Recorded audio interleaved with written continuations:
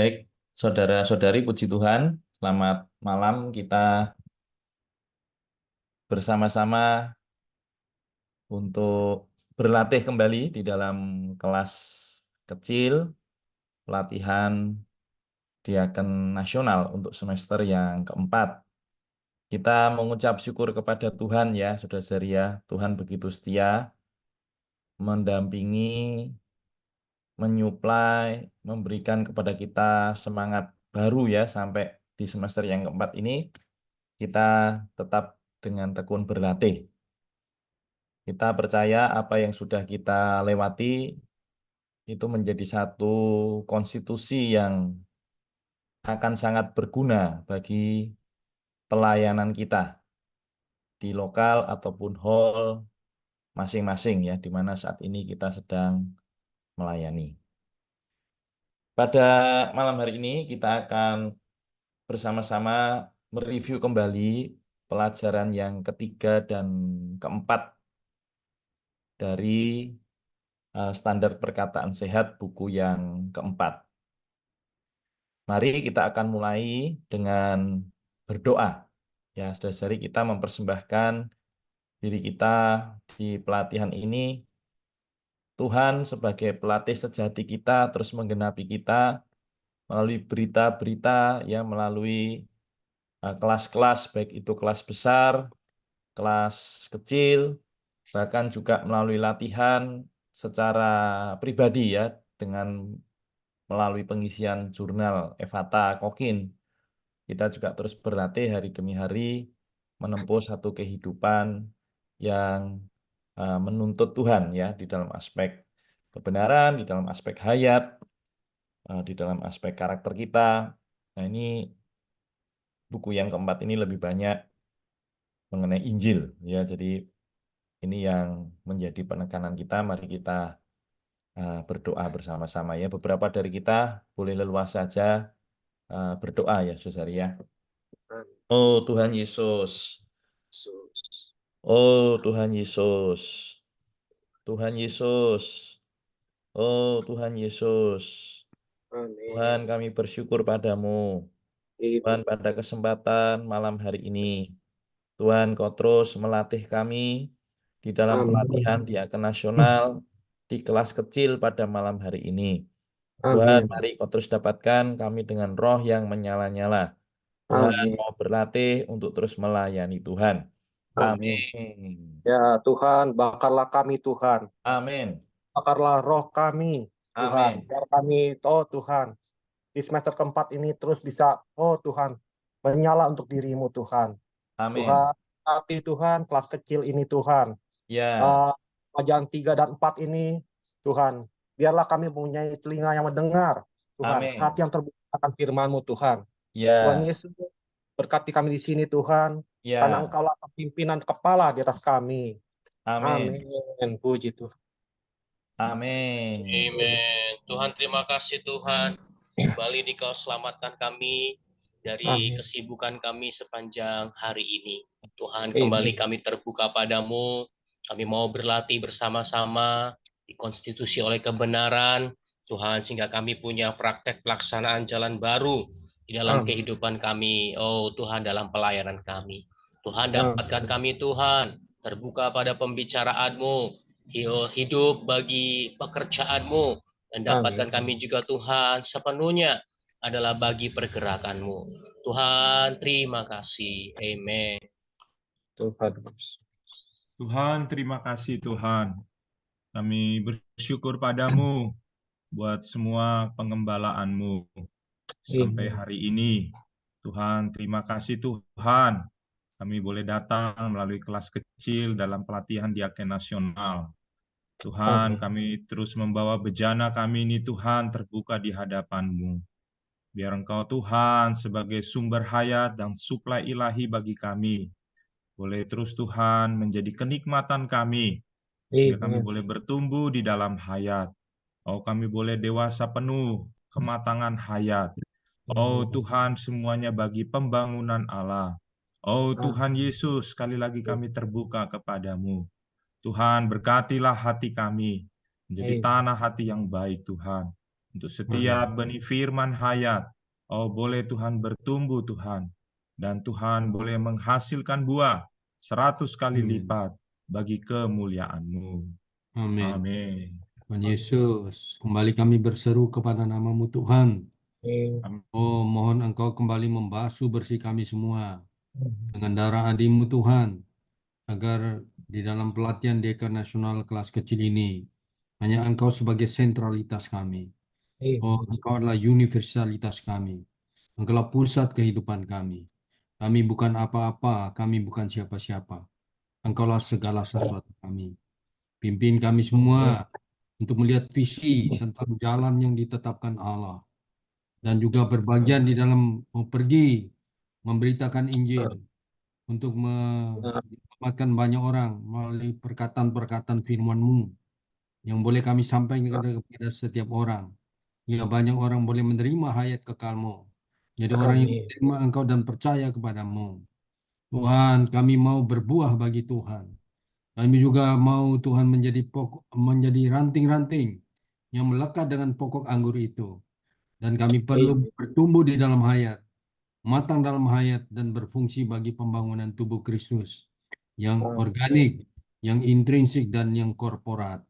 Terima kasih Tuhan. Kami cinta padamu, karena Engkau lebih dulu mencintai kami semua. Amin.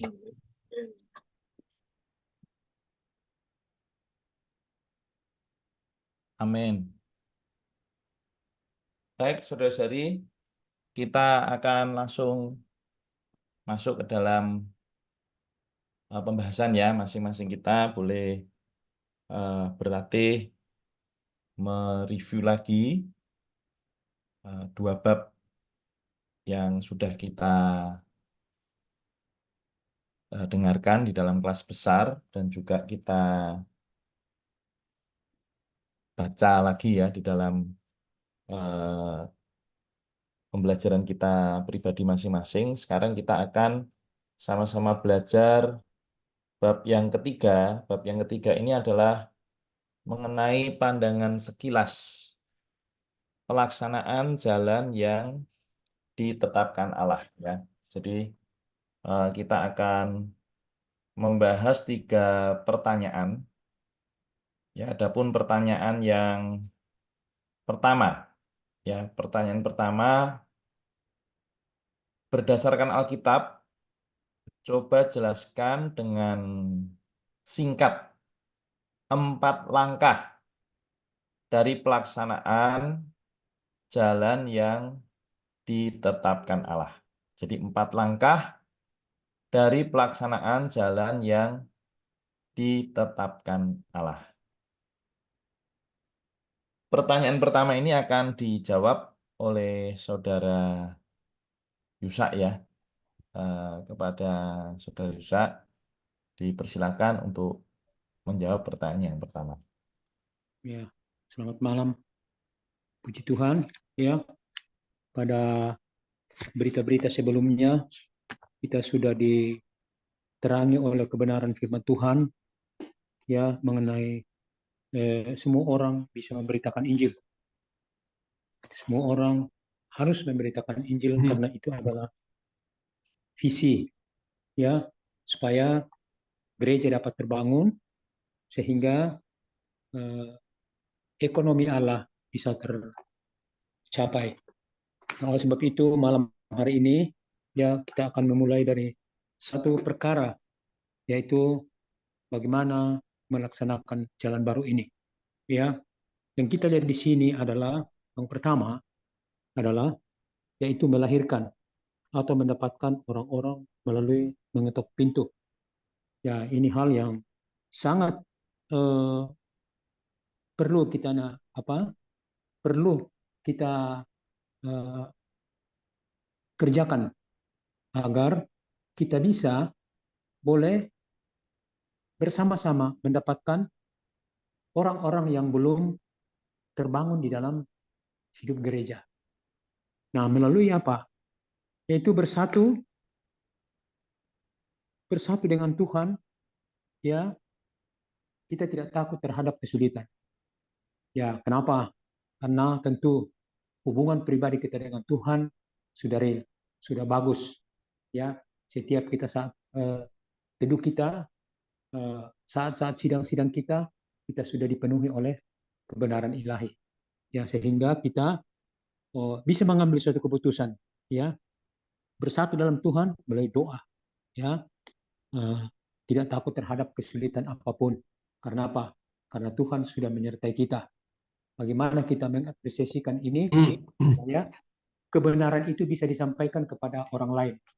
Untuk mendapatkan mereka, ya, kita harus pergi, ya, sesuai dengan firman Tuhan di dalam Matius 28 ayat 19, dia berkata, karena itu pergilah, jadikanlah semua bangsa muridku, dan baptislah mereka dalam nama Bapa, Anak, dan Roh Kudus. Ya, jadi kita pertama untuk awal pertama ini kita harus pergi, ya, bersatu dengan Tuhan, terus melangkah, pergi menjadikan mereka, ya, murid-murid Tuhan. Pada saat kita sampai, kita menyampaikan sesuatu, ya, apa yang Tuhan sudah taruh dalam roh kita untuk bisa kita berikan kepada mereka. Ya, tentu melalui dengan doa. Ya, nah, selanjutnya setelah kita mendapatkan itu, orang-orang yang sudah kita temui, ya, tentu kita akan mengajak lebih jauh lagi, ya, bersama-sama untuk merawat mereka. Nah, awal perawatan kita ini, ya, bukanlah suatu hal yang dibilang terlalu susah atau gampang, tidak juga. Tapi bagaimana tuntunan roh firman Tuhan dalam diri kita untuk mengarahkan mereka, untuk merawat mereka, supaya perawatan itu dalam sidang rumahan dapat berjalan dengan baik. Nah, di sini dia berkatakan, ya, sebagai ibu mengasuh kaum beriman baru, ya. Nah, kita ini diumpamakan sebagai ibu, ya, bagaimana saat seorang ibu melahirkan anaknya, ya, dia harus mengasuh. Dia sangat berbahagia pada saat anaknya telah lahir, telah keluar dari kandungannya, dan dia sangat berbahagia. Lahir seorang yang akan memuji Tuhan. Amin. Ya, sesuai dengan 2 Tesalonika ayat 7. Ya, dari 1 Tesalonika 2 ayat 7. Nah, yang kedua, tentu kita memakai firman Tuhan, bukan dengan hal-hal yang lain. Ya, nah, kadang-kadang orang terperosok pelayanan karena apa? Mengumbar satu janji sehingga orang itu bisa tertarik. Jadi orang tertarik karena janji, bukan karena firman Tuhan. Jadi kita menuruti apa yang sudah digariskan oleh gereja untuk mendapatkan orang-orang ini supaya mereka dapat bersidang di tempat di mana kita meletakkan dasar iman mereka, yaitu di rumah mereka. Nah, memakai firman Allah untuk merawat orang-orang baru, ya. Jadi firman Allah, kita menyampaikan firman Allah, bukan suatu janji. Nah, selanjutnya, ya, yang kedua di sini mendidik, yaitu mengarahkan dan menyempurnakan dalam sidang kelompok kecil. Nah, semakin hari semakin mereka tertarik dengan firman Allah, dengan kuasa Allah yang sedang berlangsung, sehingga mereka boleh menyerahkan diri, ya, sepenuhnya. Mereka tertarik dengan apa yang kita sampaikan, ya, sesuai dengan kebenaran itu, supaya mereka boleh betul-betul mengambil keputusan untuk mengambil bagian dalam persekutuan ini, ya. Mendidik, mengarahkan, dan menyempurnakan dalam sidang kelompok kecil, ya. Inilah awal timbulnya sebuah gereja lokal, ya. Sidang kecil ini, perumahan ini akan membuat satu terobosan baru untuk mendapatkan jiwa-jiwa baru untuk masuk dalam penghidupan gereja selanjutnya. Nah, di sini dalam sidang kelompok kecil, kaum beriman saling bersekutu, mendoakan, mengasuh, dan menggembalakan. Mereka mengajar dan mengarahkan satu sama lain, belajar kebenaran bersama, ya, mengejar pertumbuhan hayat rohani untuk mempromosikan berbagai pelayanan dalam kehidupan gereja, seperti pemberitaan Injil, mengasuh orang-orang baru, memimpin kelompok kecil. Ya, setelah orang baru ini sudah bisa, ya, orang isi bisa membentuk kelompok yang baru, membentuk kelompok kecil yang baru, sehingga pertambahan di lingkungan itu boleh bertambah, ya, sehingga perluasan kerajaan itu semakin hari semakin bertambah. Nah, terus selanjutnya, sidang kelompok kecil ini adalah bagian utama dari kehidupan dan pelayanan gereja. Ya, jadi kita terus tersuplai, kita terus mensuplai kebenaran ini dalam kelompok kecil itu sehingga mereka boleh berbagian dalam pelayanan hidup gereja. Jadi setelah mereka mengambil bagian dalam pelayanan hidup gereja, tentu dia akan terdorong oleh belas kasihan Tuhan untuk mengambil bahagian dalam sidang-sidang yang baru, untuk membentuk kembali sidang-sidang baru, ya, menempatkan jiwa-jiwa yang baru untuk masuk dalam kelompok kecil yang baru. Nah, selanjutnya, ya, terus setelah mereka mendapatkan itu, ya, yang keempat di sini katakan membangun, bertutur sabda, ya. Saat mereka sudah matang, sudah mulai bisa, ya, bertutur sabda dalam sidang-sidang distrik. Ya, tentu sebelumnya dia sudah bersidang dalam sidang-sidang kecil, tentu dia sudah bisa mengambil bagian, ya, dalam bertutur sabda. Nah, selanjutnya bertutur sabda dalam sidang-sidang distrik, ya, lebih luas lagi, ya, supaya distrik-distrik tersebut lebih berkembang lagi. Nah, dia katakan berbicara bagi Allah dan membicarakan Allah dan menyuplai Kristus kepada orang lain. Jadi kita membawa kebenaran itu. Sebagaimana Matius 28 ayat 19 tadi, bahwa pergilah menjadikan orang lain, ya, jadi murid-murid Kristus dan membaptis mereka di dalam nama Bapa, Putra dan Roh Kudus. Ya, nah mereka semakin hari semakin bertambah jiwanya, semakin hari semakin bertambah jiwa yang datang, mereka juga semakin hari semakin kuat di dalam Tuhan. Nah, yang terakhir dia membicarakan firman Tuhan untuk membangun, mendorong dan menghibur untuk pembangunan gereja. Sesuai 1 Korintus 14 ayat 3-5. Ya. Nah, puji Tuhan bahwa setelah kita membicarakan firman Tuhan, ya, terus kita berlatih terus sehingga kita boleh mendapatkan orang-orang baru ini lebih hari lebih mengasihi Tuhan, lebih bertambah hayat mereka dalam Tuhan, sehingga mereka boleh terbangun dan membangun orang lain untuk kerajaan Allah. Tuhan Yesus memberkati. Amin. Baik, terima kasih Saudara Yusak. Kita langsung saja ke nomor yang kedua dulu ya. Nomor 2 adalah berdasarkan Alkitab. Berdasarkan Alkitab, coba jelaskan dengan singkat bagaimana seharusnya kehidupan kaum beriman agar dapat melaksanakan jalan baru. Saudara Jimmy akan membantu untuk menjawab yang nomor 2. Dipersilakan. Ya, baik. Ya, terima kasih. Saya mencoba menjawab untuk pertanyaan nomor 2 tadi ya. Bagaimana kita seharusnya di dalam kehidupan kaum beriman dapat melaksanakan jalan baru. Nah, seperti yang tadi sudah disampaikan oleh Saudara Yusak, ya, lahir, rawat, didik, bangun. Tetapi sebenarnya di dalam jalan yang ditempuh ini bukanlah hal-hal yang lahiriah atau hanya sekedar aktivitas yang di luar bagaimana kita melayani memberikan Injil, tetapi sebenarnya jalan yang baru ini adalah jalan hayat. Ya, jalan hayat Amin. ini artinya kita sendiri pun juga perlu disegarkan dan juga diperbaharui. Dan disegarkan dan diperbaharui ini dari ayat Ratapan pasal 3 ayat 22 sampai 23, tak berkesudahan kasih setia Tuhan, tak habis-habisnya rahmatnya, selalu baru tiap pagi, besar kesetiaanmu.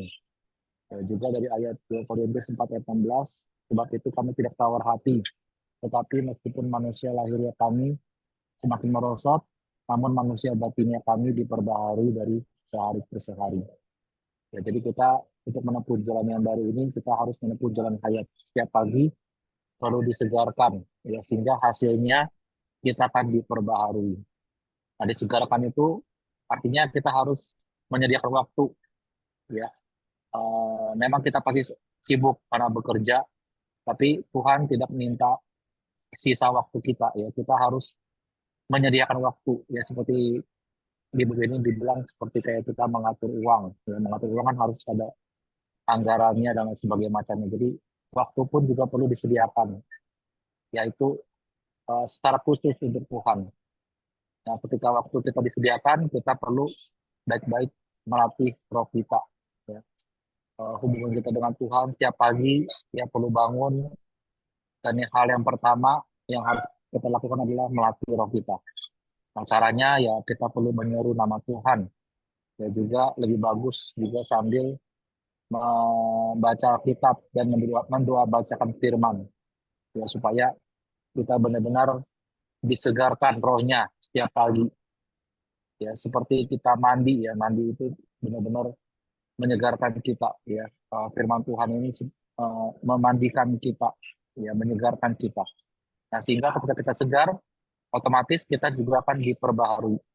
Nah, ketika kita diperbaharui itu otomatis secara spontan kita akan memperhatikan orang lain dan juga membagikan Kristus kepada orang lain.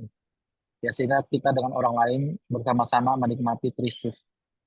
Ya, inilah hak istimewa yang Tuhan berikan kepada kita, yaitu bisa memberitakan Injil. Ya. Malaikat saja Tuhan tidak memberikan hak ini, tapi hak ini diberikan kepada kita. Ya, satu kehormatan yang tinggi. Ya, kita bisa mempersembahkan Kristus yang kita nikmati sepanjang hari sebagai hadiah kepada orang lain. Ya, ini merupakan satu kehormatan buat kita. Ya, inilah saudara-saudari jalan baru yang Allah tetapkan untuk kita, yaitu jalan hayat. Amin. Amin, puji Tuhan. Kita lanjut dulu ke nomor 3 ya, baru setelah itu nanti mungkin dari beberapa saudara-saudara kalau misalnya ada yang mau menambahkan. Nomor 3 demikian saudari. Nomor 3 adalah berdasarkan Alkitab. Coba jelaskan dengan singkat mengapa urat nadi pelaksanaan jalan baru ialah rumah ya. Jadi ini sangat penting sekali, urat nadi pelaksanaan jalan baru ialah rumah. Nah, Saudara Bowo ya akan membantu untuk menjelaskan pertanyaan nomor ketiga. Nomor 3, terima kasih. Silakan. Amin. Puji Tuhan, saudari. Pelaksanaan jalan baru yang sudah dijelaskan oleh saudara Yusak dan dilengkapi oleh saudara Jimmy.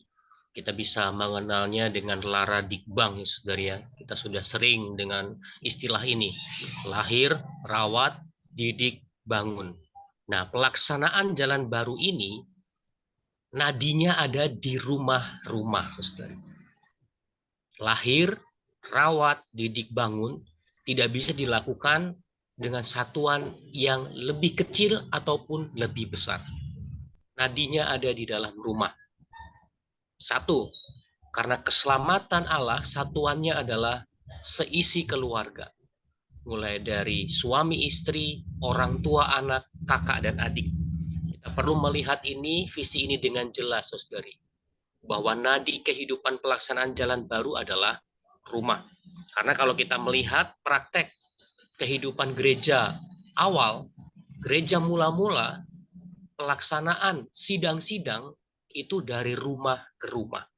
Pemecahan roti dari rumah ke rumah. Itu di dalam Kisah Para Rasul 2 ayat 46, juga di dalam Kisah Para Rasul 5 ayat 42.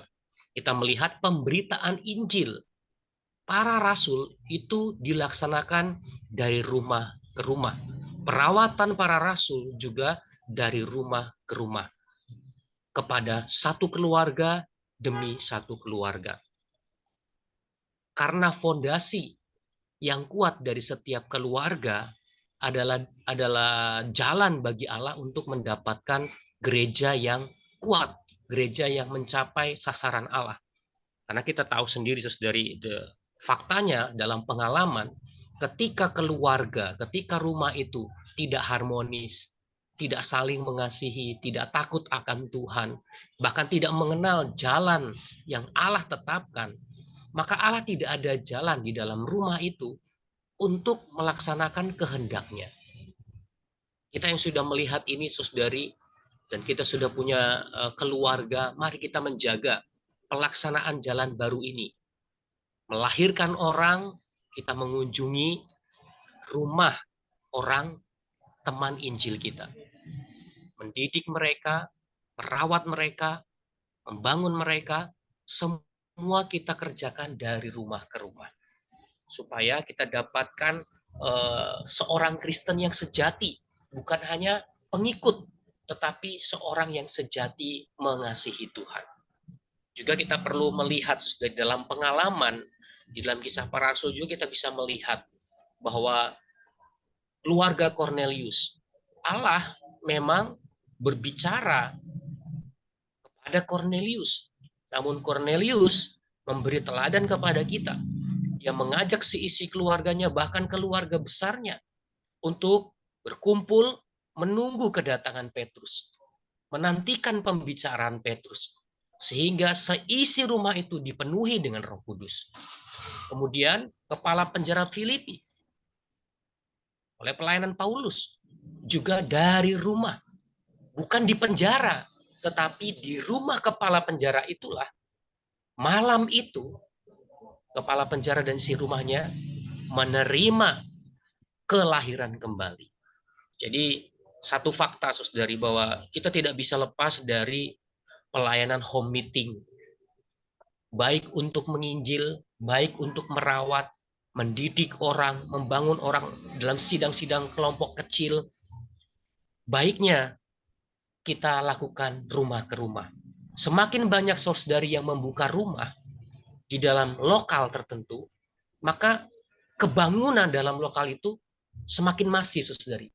Jika satu hall yang buka rumah itu kaum saleh cuma 1-2 orang, saudari, saya percaya kemajuan kaum saleh di sana dan perkembangan kaum saleh secara jumlah itu pun tidak bisa secara masif terjadi, saudari.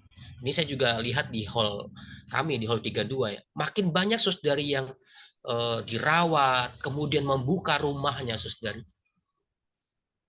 Pekerjaan Tuhan makin bisa mendapatkan seisi keluarganya. Ya, demikian moga kita makin jelas, saudari. Lukas pasal 5 juga kita bisa melihat contoh Matius, Lewi, pemungut cukai, ketika dia menerima panggilan Allah, dia mengundang Yesus ke rumahnya, bahkan orang-orang berdosa, pemungut cukai lain dia undang. Untuk apa? Mendengarkan Injil. Supaya bukan hanya Lewi, si Matius ini, menerima keselamatan, tetapi seisi rumahnya, bahkan sanak saudaranya, keluarganya, lingkungannya bisa menerima keselamatan. Moga ini juga kita bisa terapkan, saudari. Dimulai dari keluarga kita, pastikan keluarga kita adalah keluarga yang mengasihi Tuhan, takut akan Tuhan, ada dalam jalan baru, prakteknya seperti yang dijelaskan oleh saudara Jimmy tadi, setiap pagi disegarkan, setiap hari diperbaharui. Ini dilakukan di rumah ke rumah, saudari, dalam keluarga demi keluarga. Ke Tuhan membelas kasihani kita, karena keluarga yang takut akan Tuhan, di sana ada berkat Tuhan. Puji Tuhan, itu yang saya nikmati. Amin. Baik, terima kasih untuk saudara Yusa, saudara Jimmy, saudara Bowo ya, sudah membantu kita mereview lagi mengenai jalan yang ditetapkan Allah. Saya izin untuk sedikit menambahkan ya, saudara ya, bahwa jalan yang ditetapkan Allah tadi memang kita sudah akrab mungkin dengan istilah lahir, rawat, didik, bangun, ya, atau lara, dikbang. Nah, ini saya ada izin share screen ya, saudara ya. Ini adalah sebuah bagan ya, bagan yang lengkap yang membantu kita memahami bagaimana kita mengimplementasikan jalan yang ditetapkan Allah itu di dalam pelayanan kita. Nah, kerangka utamanya tadi sudah dibahas ya, yaitu lahir, rawat, didik, bangun. Ya. Nah, ini kalau dari sudut pandang ya penggembalaan ya Saudara. Ini adalah yang disebut sebagai menggembalakan seturut Allah. Mulai dari membawa orang beroleh selamat ya dilahirkan kembali. Kemudian masih perlu setelah lahir baru ini dirawat ya, diberi makan atau digembalakan, diberi makan supaya bertumbuh. Setelah bertumbuh masih perlu dididik atau digenapi. Ya, diperlengkapi. Seperti pada malam hari ini kita sedang masuk dalam aspek kita dididik. Dididik oleh apa? Oleh firman kebenaran. Nah, hasil daripada kita dididik ini, kita menjadi orang-orang yang berfungsi di dalam pembangunan gereja. Nah, salah satunya tadi yang dijelaskan oleh Saudara Yusak tadi melalui bertutur sabda. Nah, saudara-saudari, lahir, rawat, didik, bangun itu adalah struktur atau maaf hal dasar ya di dalam jalan yang ditetapkan Allah ya. Nah, kemudian wadah atau strukturnya. Nah, tadi Saudara Bowo ya membahas mengenai rumah. Rumah itu adalah urat nadi daripada pelaksanaan jalan baru. Ya, karena di rumah inilah itu kaum beriman baru menerima perawatan ya. Nah, termasuk penginjilan juga bisa dilaksanakan dari rumah ke rumah, mendapatkan sekeluarga demi sekeluarga. Nah, memang kalau secara strukturnya ya lahir, rawat, didik, bangun ini pelaksanaannya ya adalah melalui Injil, melalui rumah, melalui kelompok ya, kita ada kelompok saudari ya.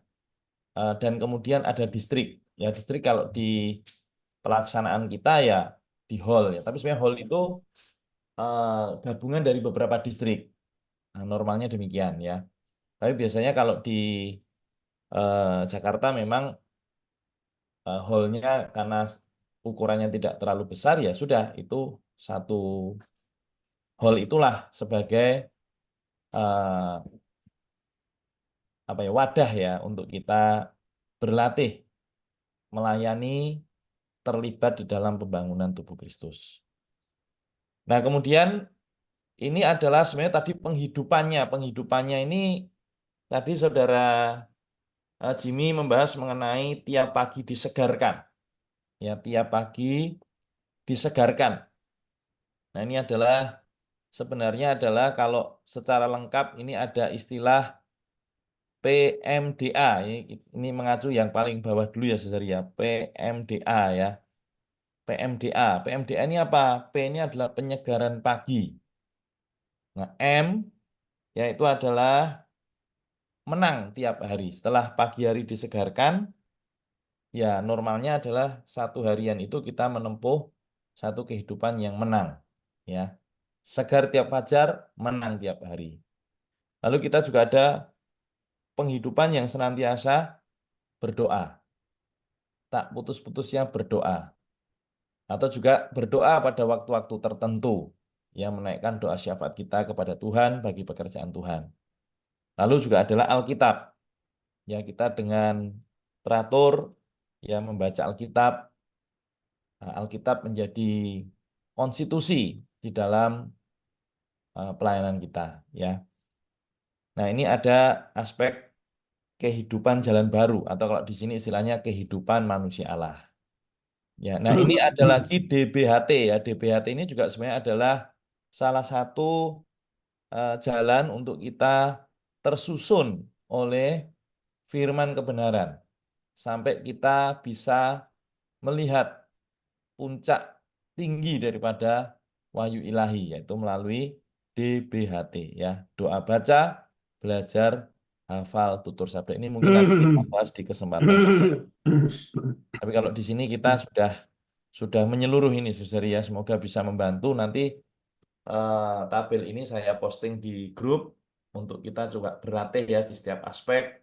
Lara Dikbang, IRKD ya, DBHT, PMDA ya, penyegaran pagi, menang tiap hari, ada waktu doa, ada waktu membaca Alkitab. Nah, ini sedikit tambahan untuk pertanyaan atau bab yang ketiga ya. Nah, sekarang kita masuk ke bab yang keempat. Yang keempat ini adalah mengenai rahasia hidup manusia. Nah, pertanyaan yang bab keempat ini adalah oleh tim Hall 22. Tim Hall 22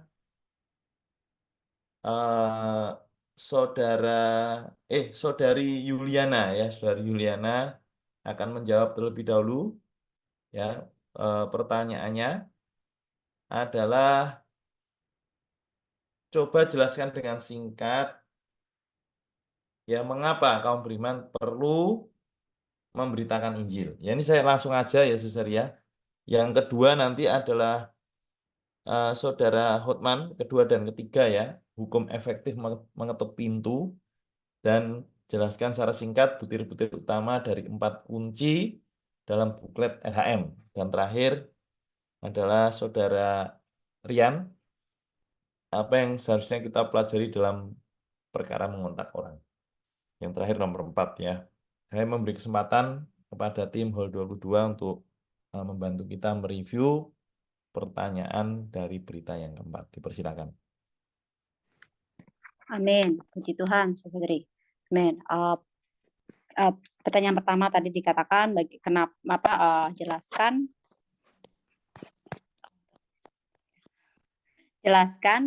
dengan ringkas mengapa kaum beriman perlu memberitakan Injil. Amin. Kaum beriman perlu memberitakan Injil karena di dalam Yohanes pasal 15 ayat 2 dikatakan sebab setiap ranting padaku yang tidak berbuah dipotongnya, dan setiap ranting yang berbuah dibersihkannya supaya ia lebih banyak berbuah. Di sini di ayat Alkitab ini, Yohanes 15 ayat 2 ini memberitahu kita bahwa kita adalah ranting-ranting ya. Kita adalah ranting-ranting dari pokok anggur, dan fungsi ranting dari pokok anggur ini hanya satu, yaitu adalah untuk berbuah. Oh Tuhan Yesus. Dan karena itu kita perlu memberitakan Injil untuk berbuah. Dan di ayat yang kedua yaitu Yohanes 15 ayat 16. Di sini dikatakan, bukan kamu yang memilih aku, tetapi akulah yang memilih kamu. Aku telah menetapkan kamu supaya kamu pergi dan menghasilkan buah, dan buahmu itu tetap. Supaya apa yang kamu minta kepada Bapa dalam namaku diberikannya kepadamu. Puji Tuhan, saudari. Di sini dalam ayat ini dikatakan bahwa Tuhan telah memilih kita, dan Tuhan telah menetapkan kita supaya kita pergi untuk menghasilkan buah, dan supaya buah kita tetap. Di sini dalam catatan kakinya dikatakan bahwa kita perlu pergi memberitakan Injil untuk pelipat gandaan dan perkembangbiakan Kristus untuk membangun tubuh Kristus. Amin. Puji Tuhan. Amin. Baik, kita lanjutkan dulu langsung ke saudara Hotman dulu ya, silahkan. Amin. Puji Tuhan. Terima kasih saudara Eko. Amin. Di sini pertanyaannya yang kedua dan ketiga ya. Maaf karena saudara kita, saudara Debet tidak lanjut untuk mengikuti semester 4 ini ya. Di sini dikatakan hukum efektif untuk mengetuk pintu berdasarkan buku yang kita sama-sama miliki. Di sini dikatakan adalah berdoa, mengaku dosa, menanggulangi dosa, dan dipenuhi dengan Roh Kudus. Jadi kita bisa melihat bahwa sebelum kita pergi untuk mengkontaki orang, kita perlu baik-baik menjadi orang yang dipenuhi oleh Roh Tuhan ya, dipenuhi oleh Roh Kudus. Tentu seperti tadi disampaikan, kita perlu menjadi orang yang segar setiap pagi. Kita perlu menjadi orang yang terus diperbaharui sehingga kita bisa dipenuhi oleh Roh Kudus, oleh Roh Tuhan ya. Kemudian kita juga perlu terus mengaku dosa-dosa kita. Kita perlu juga ada penanggulangan dosa-dosa kita sehingga ketika kita keluar kita bisa menjadi orang yang dipenuhi dengan roh ekonomikalnya ya. Kemudian di sini juga dikatakan ketika kita berjumpa dengan orang, kita juga perlu berlatih. Kita mengeluarkan perkataan-perkataan yang memberikan supply, menyalurkan hayat ya. Jadi kita perlu memiliki sikap yang tepat ya. Jadi kita perlu menjadi kesaksian Tuhan yang kuat ya. Sehingga dengan demikian setiap pembicaraan kita, perkataan kita itu walaupun mungkin dengan sederhana, walaupun mungkin dengan tidak bertele-tele, tapi itu sungguh bisa menjamah hati sasaran Injil ya, bisa menyentuh hati sasaran Injil ya. Jadi pentingnya kita perlu memang memiliki perkataan-perkataan yang berasal dari firman Tuhan. Kemudian kita perlu juga belajar menangkap setiap kesempatan ya. Jadi jangan sampai sepertinya kita hanya lewat begitu saja ya, hari demi hari, tapi kita perlu baik-baik mempertimbangkannya di hadapan Tuhan, supaya kita juga bisa menjadi orang yang menjadi kesaksian yang baik ya.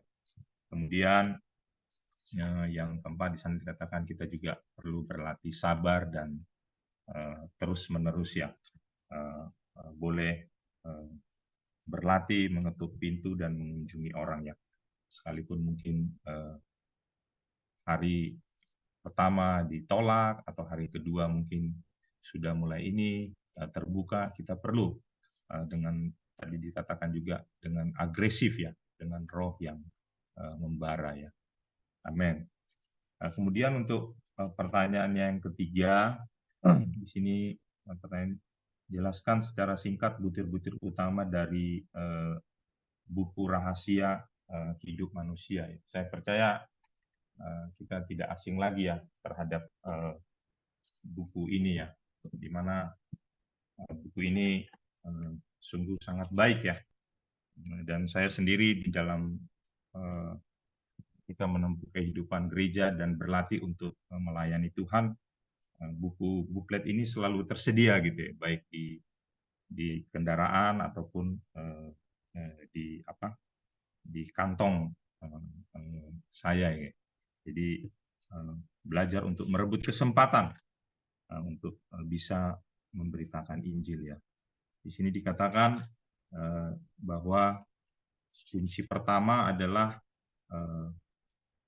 berkaitan dengan buklet ini adalah di sini dikatakan mengenai penciptaan Allah ya. Kita perlu membukakan ya atau menyingkapkan rahasia kehidupan manusia. Jadi atau rahasia keberadaan manusia ya. Jadi manusia ini diciptakan oleh Allah itu memiliki maksud dan tujuan. Manusia ini memiliki 3 bagian, ada roh, jiwa, dan tubuh. Semuanya itu juga untuk menampung diri Allah ya. Jadi kita perlu menyampaikan ini kepada mereka bahwa pada mulanya Allah menciptakan manusia itu bukan dengan sembarangan, tapi memiliki satu tujuan, memiliki satu maksud ya, memiliki satu rencana ya. Kemudian kita juga bisa melihat di sana dikatakan kunci kedua itu memberitahu mengenai kejatuhan manusia ya. Jadi kita perlu mengungkapkan rahasia bagaimana sifat baik dan jahat manusia ya. Kemudian yang ketiga mengenai rahasia kehidupan dan kematian manusia Allah ya, yaitu berbicara mengenai penebusan Kristus ya. Jadi kita bisa melihat bahwa sungguh ketika Tuhan Yesus mati di atas kayu salib, dia bukan saja mengeluarkan darah untuk memperdamaikan kita dengan Allah Bapa, tapi juga dari tubuhnya yang tertusuk itu juga mengeluarkan air yang melambangkan hayat ya. Artinya inilah perkara yang mustika sesungguhnya, bahwa Tuhan sebagai satu biji butir gandum itu telah jatuh ke tanah dan mati, sesungguhnya untuk menghasilkan perlipat gandaan dari dirinya, menghasilkan banyak buah. Itu setiap saudara-saudari dan saya ya. Amin. Puji Tuhan. Dan yang kunci keempat ini adalah yang sangat penting. Dan saya pikir inilah sesungguhnya bagaimana perihal tentang penyalurannya diri Allah ya, pendistribusian diri Allah ya. Ini mengungkapkan rahasia percaya kepada Kristus ya. Bagaimana Tuhan Yesus Kristus adalah Allah yang berinkarnasi, Allah yang telah melalui proses, dan hari ini dia telah menjadi Roh pemberi hayat. Nah, dia ingin masuk ke dalam setiap kita yang bertobat dan percaya kepada dia. Jadi sungguh inilah sesungguhnya rahasia ya, atau tujuan hidup manusia ya, atau makna menjadi orang Kristen ya. Jadi kita perlu memberitahu mereka, seperti contohnya Roma pasal 8 ayat 30 ya. Mereka yang ditentukannya dari semula, mereka itu juga dipanggilnya. Mereka yang dipanggilnya, mereka juga dibenarkannya. Mereka yang dibenarkannya, mereka itu juga dimuliakannya ya. Jadi kita bisa melihat bahwa Allah menginginkan semua orang itu diselamatkan ya. Amin. Puji Tuhan. Demikian ya 4 kunci yang ada di dalam buklet kecil ini, walaupun sangat sederhana, tapi ini sungguh di dalam pengalaman saya banyak orang juga bisa didapatkan melalui membaca buku ini mungkin bersama-sama, sehingga mereka bisa hatinya berpaling kepada Tuhan, bertobat, kemudian percaya menerima Tuhan, kemudian mereka bisa belajar berseru nama Tuhan, dan akhirnya mereka boleh diselamatkan melalui percaya dan dibaptis ya. Amin. Puji Tuhan. Baik, untuk berikutnya Saudara Rian ya, dipersilakan untuk menjawab pertanyaan yang nomor 4, saudara-saudari. Amin. Selamat malam semua saudara-saudari. Kita bersyukur bahwa kita hari ini ada di dalam pemulihan Tuhan. Kita sedang dilatih dalam pelatihan Dekan Nasional ini menjadi anggota tubuh Kristus yang bertumbuh dan juga harus berfungsi ya. Nah, dulu waktu saya masih di dalam suatu denominasi, saya tidak mengerti ini. Tapi kita sedang berlatih bersama ya. Nah, pertanyaan yang keempat, apa yang seharusnya kita pelajari dalam perkara mengontak orang? Nah, ini satu perkara yang perlu kita pelajari ya, bersama-sama. Nah, saya dulu kalau berdoa, saya nggak pernah minta Tuhan beri saya buah ya. Jadi kalau kita mau mendapatkan orang, kita juga perlu minta Tuhan. Tuhan beri saya orang-orang yang bisa saya kontaki. Ini langkah yang perlu kita pelajari bersama ya. Jadi saya coba membaca ya, tadi ada persekutuan dari Saudari Lia mengatakan kita ini ranting-ranting harus melekat dan pokok anggur supaya ranting itu berbuah. Itu bisa dibaca di Yohanes 1 ya, Yohanes 15 ya, ayat 1 sampai dan 6. Itu konteksnya buah. Tapi kalau kita baca di Yohanes 15 ayat 7 dan 8, terutama di ayat 7 dikatakan, jikalau kamu tinggal di dalam aku dan firmanku tinggal di dalam kamu, mintalah apa saja yang kamu kehendaki, dan kamu akan menerimanya. Ini minta di sini ada minta dalam konteks supaya kita mendapat buah. Nah, berapa banyak di dalam hidup kita, atau dalam doa-doa kita pernah nggak minta Tuhan beri kita buah, Tuhan beri kita domba-domba untuk kita rawat ya. Jadi seperti 1 Petrus 5 itu mengatakan, gembalakan domba-domba yang ada padamu. Sudah ada domba nggak?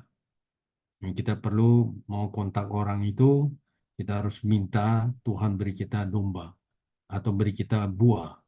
Orang-orang belum percaya bisa kita kontak mereka, lantas mereka boleh menerima kebenaran firman Tuhan dan menerima Tuhan Yesus sendiri, percaya, dan mereka bisa menjadi domba. Dan kita perlu memberi makan mereka, merawat. Tadi Lara Dikbang ya dikata. Nah, poin berikutnya, kalau kita sudah minta, sudah bisa kontak orang, sudah dapat nama-nama yang mau kita kontaki, kita harus mengadakan satu apa namanya, sebelum kontak mereka kita harus membuat perjanjian dan orang yang akan kita kontak. Kadang-kadang orang yang mau kita kontak itu mungkin dia ada kesibukan, dia perlu atur waktunya ya. Jadi kita perlu perjanjian. Tapi bukan berarti kalau kita tidak ada perjanjian kita tidak bisa kontak orang, tidak bisa begitu. Jadi tergantung juga Tuhan yang pimpin ya. Di mana saja kita ketemu dan Tuhan pimpin untuk membicarakan kebenaran untuk orang bisa percaya ya bisa kita membicarakan firman seperti di Timotius ya, Rasul Paulus bilang baik atau tidak baik waktunya kamu harus memberitakan Injil. Bahkan di 1 Korintus 9 itu dia katakan celakalah aku kalau tidak memberitakan Injil ya. Jadi kita bersyukur bahwa ini adalah teladan dari Rasul Paulus. Jadi poin kedua tadi kita harus membuat perjanjian. Lantas poin ketiganya kita harus belajar ya. Ketika kita berjumpa dengan orang, kita harus belajar dulu mendengar orang itu. Masalah dia apa, kehidupan dia bagaimana, kita belajar untuk mendengar orang berbicara. Ya, saya membaca satu buku yang ditulis saudara Watchman nih, bagaimana kita memberitakan Injil, kita perlu mendengar orang punya masalah dulu. Hingga kita tahu keadaan orang itu, apa yang dia perlukan. Dan ketika kita berbicara dengan dia, kita tidak boleh berdebat. Karena saudara ini mengatakan kalau kita berdebat pasti nggak ada hasil. Nah ini poin-poin pentingnya. Kemudian kita juga tidak boleh mengiyakan atau istilahnya menjadi orang yang cepat mengatakan iya kepada perkataan orang atau kemauan orang itu. Tapi kita harus menjadi orang yang dengan hati-hati untuk berbicara. Dan saya bersyukur ya bahwa kita hari ini Tuhan Yesus tinggal dalam hati kita. Jadi kalau kita mau membicarakan sesuatu kepada orang, kita juga perlu belajar untuk membiarkan Tuhan yang pimpin kita berbicara. Tuhan yang memimpin kita untuk berbicara. Jadi kita bukan berbicara dari opini kita, tapi kita berbicara menurut kehendak hati Allah yang ada di dalam kita. Jadi kita perlu kembali ke dalam roh. Jadi saudara Watchman ini mengatakan, kalau kamu berbicara sama orang, kamu boleh kembali ke dalam roh, membiarkan Tuhan memimpin engkau berbicara. Hingga perkataan-perkataan yang berhikmat yang kita dapatkan, sehingga kita membicarakan Kristus itu dengan kata-kata yang dipimpin oleh roh itu. Kemudian kita juga harus mempunyai suatu beban untuk membicarakan firman itu, artinya kita mempunyai suatu beban untuk menyalurkan Kristus. Tadi saudara Hotman juga mengatakan, untuk menyalurkan hayat. Saya teringat ya, di dalam 2 Korintus 4 ayat 12 itu Rasul Paulus bilang, maut giat di dalam kami, tapi hayat giat di dalam kamu. Artinya kita harus menyalurkan hayat kepada orang. Jadi itulah ketika kita berkontak dengan orang, kita harus menyalurkan hayat Allah supaya dia bisa menerima atau mendapatkan penyaluran Allah atau Kristus itu bisa dia terima. Kemudian kita juga jangan lupa ya, ketika berkontak dengan orang, kita juga harus mempunyai suatu beban untuk membawa orang untuk bisa berdoa. Nah, saya dulu waktu pertama didatangin oleh beberapa saudara yang di dalam pemulihan Tuhan, pertama-tama mereka mengajak saya juga berdoa ya. Jadi waktu kita mau pergi berkontak orang kita berdoa, tetapi nanti setelah kita mendapatkan dia, kita berkontak berbicara dengan dia, kita harus juga berdoa bersama dengan dia. Nah inilah satu hal yang kita harus pelajari, beberapa poin tadi yang saya sampaikan. Kita perlu membicarakan Allah itu artinya membiarkan Allah yang memimpin kita apa yang perlu kita bicarakan. Kalau tidak perlu, kita tidak perlu bicara.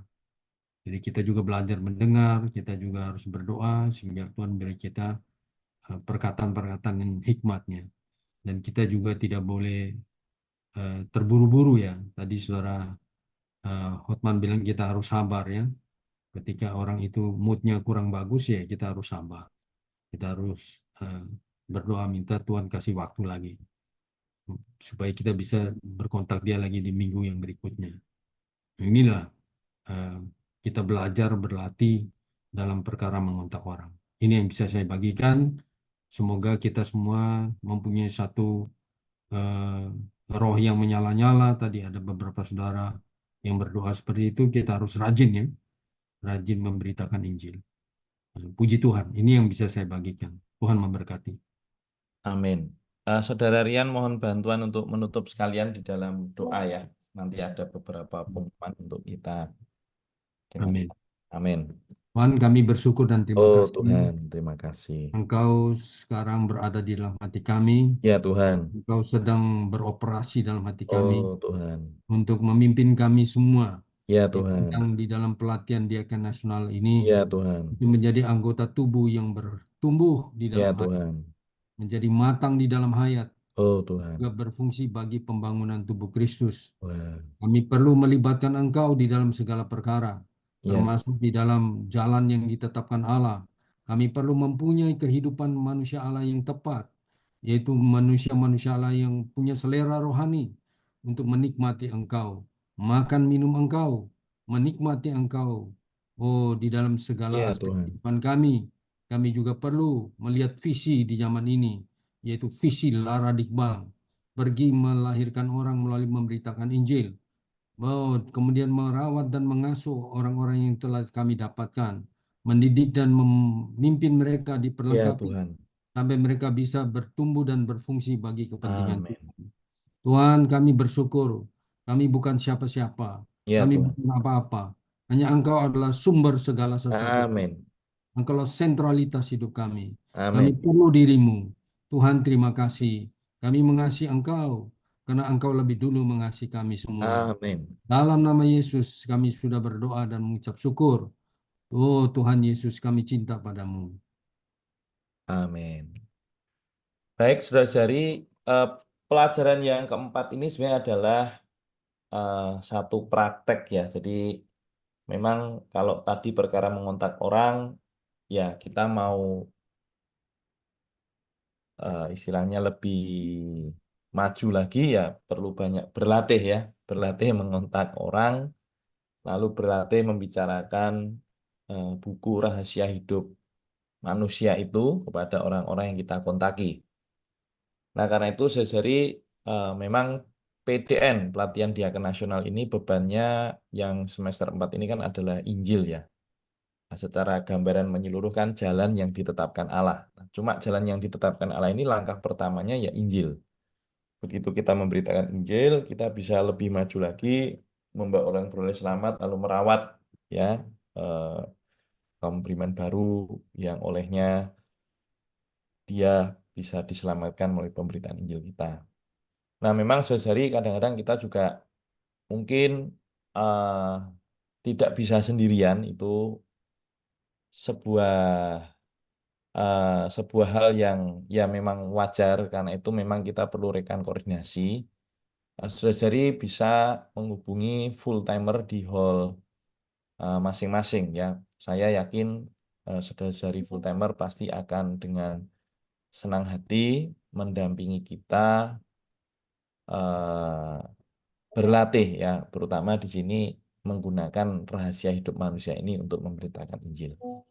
Nah, di jurnal Evata Kokin juga salah satu latihannya itu adalah memberitakan Injil. Ya, seminggu sekali saudara-saudari boleh checklist kalau saudara-saudari sudah berlatih ya. Baik itu adalah mengontak orang yang betul-betul baru atau mungkin yang lebih warm door ya, artinya mungkin kerabat ya atau orang yang sudah dikenal, atau memfollow up ya teman-teman Injil ya yang memang sudah ada di dalam kolam-kolam perawatan ya, misalnya di pekerjaan kampus, di study center ya, dan lain sebagainya. Nah, itu yang menjadi latihan kita sepanjang semester ini. Nah, saudara-saudari, minggu ini tanggal 4 ya diingatkan kita ada kelas besar ya, kelas besar pelatihan Diaken Nasional. Kita dapat hadir dan berlatih untuk bab yang berikutnya ya. Bab berikutnya itu adalah bab 5, 6, 7, 8. Ya, jadi langsung 4 bab. Sehari sebelum hari H boleh mempersiapkan ya, mempersiapkan dengan membaca supaya nanti ketika berita ini dibahas, diberitakan di dalam kelas besar, kita sedikit banyak sudah ada persiapan begitu ya untuk mendengarkannya. Demikian untuk kelas PDN ya, kelas kecil pada malam hari ini. Tetap berlatih dengan semangat ya. Tuhan memberkati pelayanan kita di masing-masing hall.